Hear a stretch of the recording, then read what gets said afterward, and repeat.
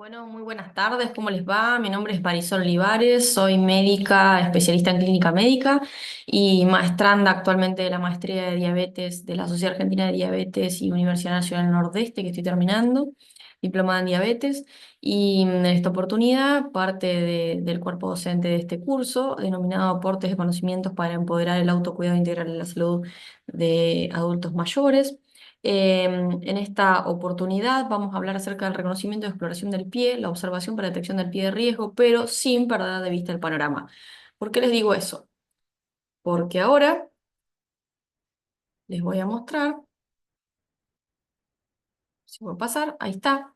¿Qué es una persona mayor de riesgo en primer lugar? ¿Sí? Porque si no sabemos quién es la persona de riesgo, no sabemos cuál es el pie de riesgo.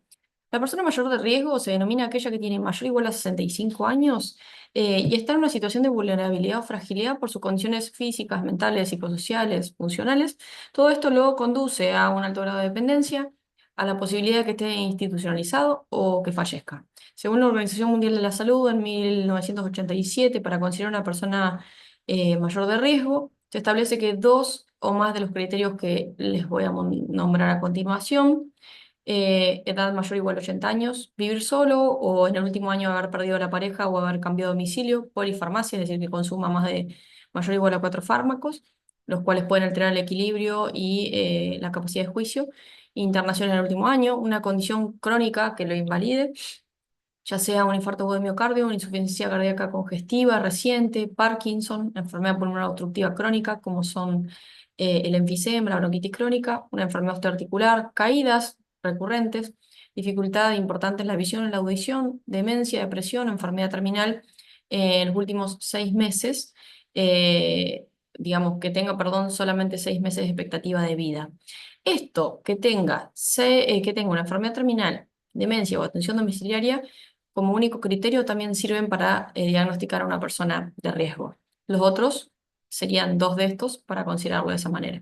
Y un dato no menor, súper importante, es que es fundamental la problemática social con incidencia en la salud, porque ya saben que lo social, económico, el contexto sociocultural es un determinante social de la salud. Por lo tanto, esto va a determinar cómo se va a desenvolver y si tiene, por ejemplo, si está aislado geográficamente, si tiene una red de apoyo el paciente, como para que sea una persona de riesgo. Bueno, ¿cómo evaluamos el riesgo de caídas en personas mayores? Se define como caída a un evento que ocurre cuando una persona cae inadvertidamente al suelo a un nivel inferior y es detenido por ejemplo, se cae en el baño, se golpea contra el vidrio. O en el piso, ¿sí? No se considera que una caída en este contexto sea secundaria a, por ejemplo, haber padecido una ACV, una convulsión o por otras condiciones ambientales externas. Es decir, por ejemplo, no sé, un tornado, un tsunami. Obviamente que va a haber mayor riesgo y va a ser secundario a eso, no va a ser una caída en sí. Bien, las personas mayores de 65 años, las caídas son la principal causa de muerte relacionada con lesiones y la séptima causa principal de todas las muertes. Después esto puede aumentar la dependencia, afectar su autonomía, la capacidad para realizar las actividades de la vida diaria básicas, que son, por ejemplo, me peino, me visto, me cambio, actividades de la vida diaria instrumentales, por ejemplo, limpiar el piso, cocinarme, o avanzadas, como son, por ejemplo, unirme a un grupo de música, un grupo de teatro, un grupo que tejo a crochet, ¿sí? Porque todo esto implica otras capacidades instrumentales o, por ejemplo, neurocognitivas desde el punto de vista de, es a tal hora, en tal lugar, con tal persona, organizacionales, localización y demás, ¿sí? Son más avanzadas estas funciones. Bien. Eh, disculpen. Entonces, una caída suele resultar de una interacción compleja entre varios factores, intrínsecos, extrínsecos o ambientales o situacionales. Los intrínsecos son propios del paciente, es decir, relacionados con la edad, su movilidad, la estabilidad, el equilibrio, la sensibilidad, la parte motora, la velocidad de los músculos, la reducción, digamos, de la fuerza muscular. En ese contexto se denomina sarcopenia. El deterioro cognitivo, ¿sí? Los pacientes con demencia son pacientes que se pueden acordar de cosas muy a largo plazo, pero no de lo que acaban de realizar, por ejemplo, ¿sí? Eso es muy importante. Si yo dejé la llave del gas abierta y me fui a hacer otra cosa, como suele pasar en estos tipos de olvidos, que son muy importantes, es muy peligroso. Por lo tanto, el ambiente, que vamos a hablar después, es un lugar que tiene que ser muy seguro y esa persona, por ejemplo, en este caso en particular, tiene que estar acompañada, un acompañante terapéutico, por ejemplo. ¿Sí? ¿Cuáles son posibles reacciones adversas a fármacos psicoactivos? Que reduzcan su capacidad de razonamiento, los antipsicóticos típicos, atípicos, osteoporosis. Los factores ambientales, que ahora vamos a hablar de un ambiente seguro, y los situacionales. Si yo estoy hablando por teléfono y voy por la escalera y uno de mis sentidos está ocupado, por lo tanto la audición no la tengo. La visión más o menos, capaz que estoy mirando de por medio del celular y no estoy mirando el escalón en el que me puedo caer. ¿Sí? Bien, ¿cuáles son las herramientas para evaluar el riesgo de caídas? Hay un sistema que se llama STEADY, por su sigla en inglés, que significa poner fin a las lesiones, discapacidad y muerte en adultos mayores para reducir todos estos tipos de caídas, ¿sí? Se evalúa la fuerza, el equilibrio, la estabilidad en 3 pasos. La evaluación inicial hace un interrogatorio acerca de la salud en general, lo que dijimos de las condiciones de salud, si se ha caído o no se ha caído, por lo tanto tiene mucho que ver con si ese paciente tiene mucho miedo de caerse, ¿sí?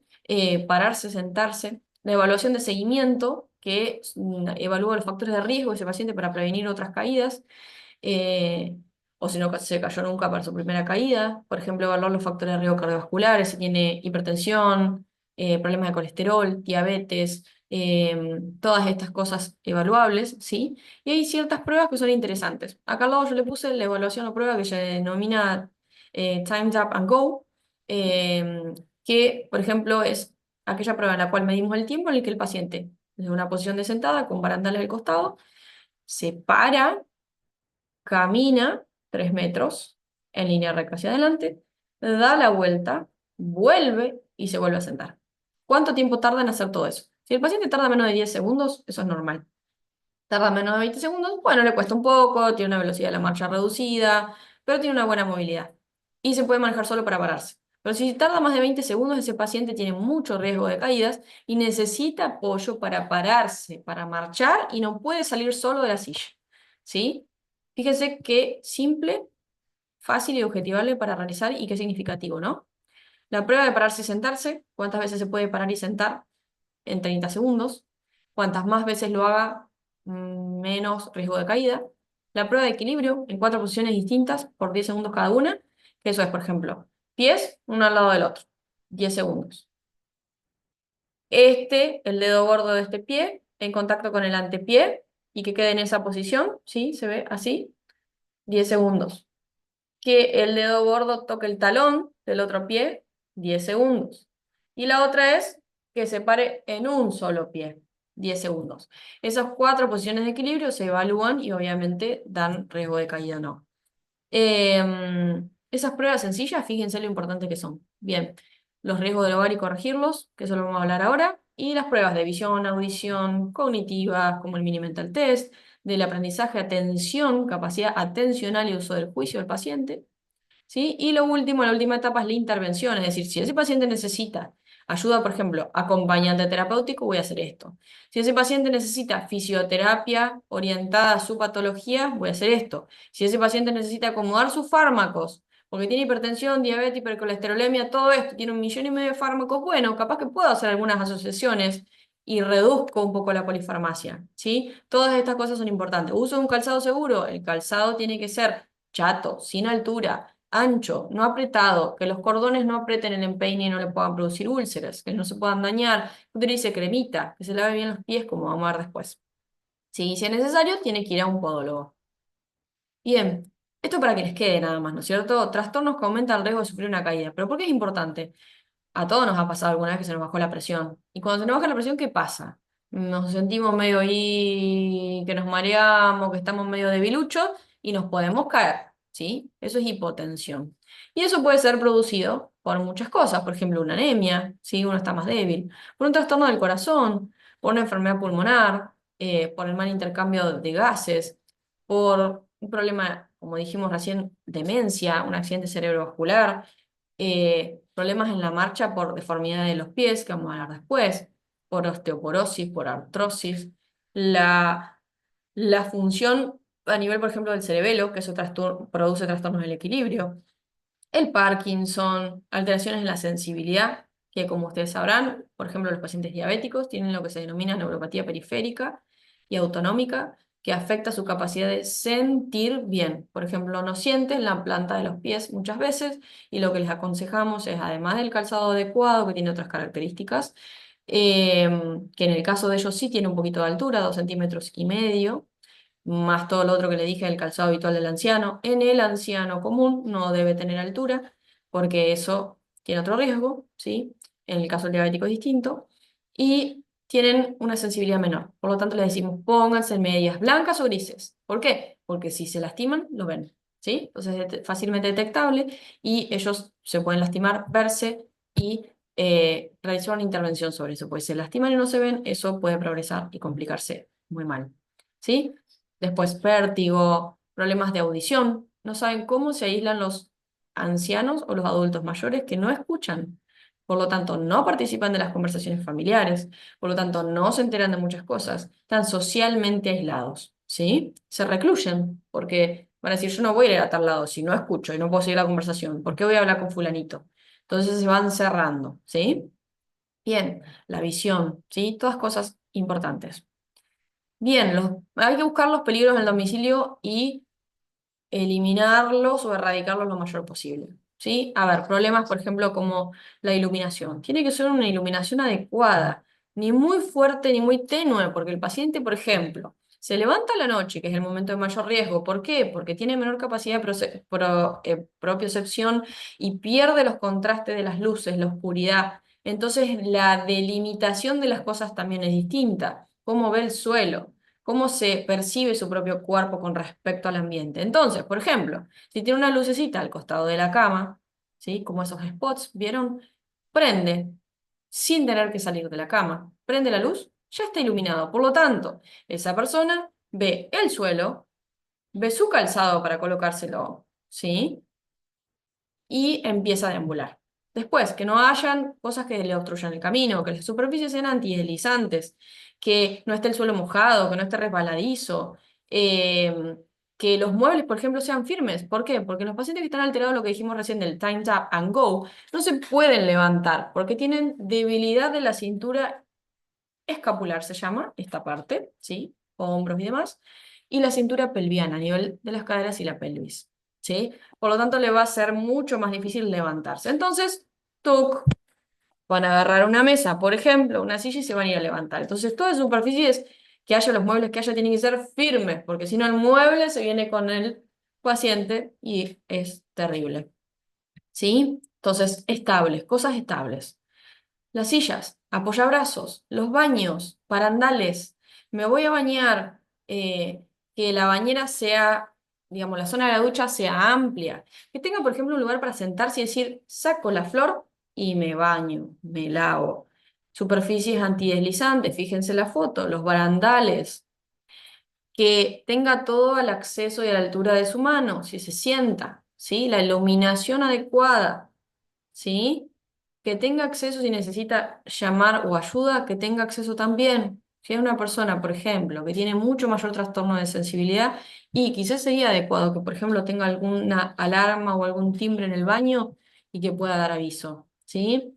Fíjense, ahí no se ve, pero el lavatorio que está al lado de lo que es la zona de ducha no tiene la parte de abajo. Por lo tanto, el caño hace esto para atrás y se puede meter la silla de rueda ahí, todo adaptado. Los baños, por ejemplo, que tenga la elevación, el elevador del inodoro. El papel higiénico, fíjense que lo tiene ahí al lado, no tiene que darse toda la vuelta para ir a buscarlo y caerse. Todas cosas que son muy importantes, ¿sí? Las puertas, que no tengan trabas, se traba la puerta y cómo lo sacan, ¿sí? Los estantes, que no sean altos, los armarios, que se puedan abrir de abajo, que no sean resbaladizas las superficies, súper importante. Después, las escaleras, si hay escalera, que haya también una explanada, ¿sí? Como se ve acá abajo y como tenemos nosotros en nuestra Facultad de Ciencias Exactas y Naturales. Que, por ejemplo, tengan, obviamente es otro tipo de tecnología, pero fíjense, esta señora está subiendo como con un elevador al costado de la baranda de la escalera. Por ejemplo, los montacargas, como hay en la terminal de ómnibus de Santa Rosa, que elevan al paciente hasta la superficie común y siguen hacia la parte central de la terminal, ¿sí? Todas estas cosas súper importantes. Instalar rellanos, por ejemplo, en las escaleras si son muy largas. El paciente se cansa. ¿A dónde va a ir entonces si no el paciente? Se queda en la mitad de la escalera teniéndose de la baranda, poner rellanos para que descansen, ¿sí? Bueno, ¿cuáles son los trastornos de la marcha habituales en las personas mayores? Cosas que vamos a esperar en cualquier persona que vaya envejeciendo, no en una persona que tenga una patología en particular. ¿Por qué? Porque se van modificando nuestra estructura ósea, muscular, cognitiva. Por lo tanto, los patrones anormales de deambulación en los adultos mayores se deben a que tienen menor velocidad de la marcha, van más despacito, la zancadita más chiquita, reducción de la longitud del paso, no son pasos largos, son pasos cortitos, porque son inseguros y van más rapidito, pero más cortito, por lo tanto no se reduce la cadencia de la marcha. La cadencia, es decir, el ritmo con el que uno camina, va a ser siempre el mismo toda la vida, por lo general, para una persona. Pero ¿qué pasa? Se reduce la longitud de la zancada y camina más rapidito. Eso que hacía más despacio, más largo, ¿sí? La falta de simetría al deambular, de regularidad al caminar, ¿sí? Porque, ¿qué pasa? Yo no solamente, y la sincronía del movimiento corporal sobre todo, porque si yo, es como decirles que tengo un problema en el gemelo derecho y no lo puedo mover porque me duele, me lesioné, me hice una tendinitis, lo que ustedes quieran, y no voy a tener un buen apoyo en ese pie. Y ese pie es el que inicia la marcha. Por lo tanto, ya esa marcha va a ser irregular, punto uno, y va a crear alteraciones en el cuerpo, en el hemicuerpo contralateral.